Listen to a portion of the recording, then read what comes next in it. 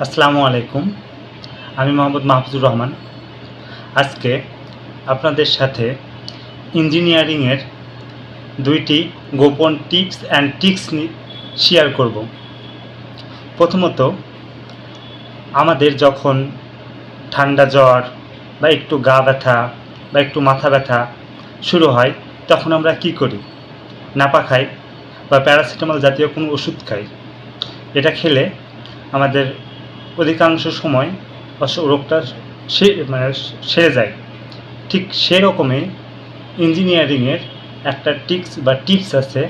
সেইটা হলো, আপনারা দেখবেন যে কোনো ধরনের মেশিন বা লিফট বলেন, প্রিন্টিং মেশিন বা ড্রয়িং মেশিন বা বয়লার, এ জাতীয় মেশিনগুলো চলতে চলতে হ্যাং হয়ে যাচ্ছে বা কোনো সমস্যা হচ্ছে।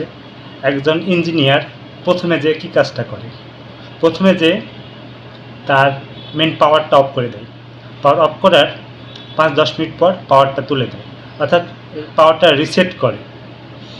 এই কাজটি করার ফলে আপনার ১৫-২০% প্রবলেম সলভ হয়ে যায়।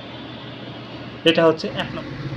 এখানে পুরো মেশিনের মেন পাওয়ারটা অফ করে দেওয়া হয়, তারপরে কিছুক্ষণ অপেক্ষা করা হয় তার প্রতিটা পাওয়ার যেন চলে যায় কন্ট্রোলারের, তারপরে আবারও এই পাওয়ারটা অন করে দেওয়া হয়।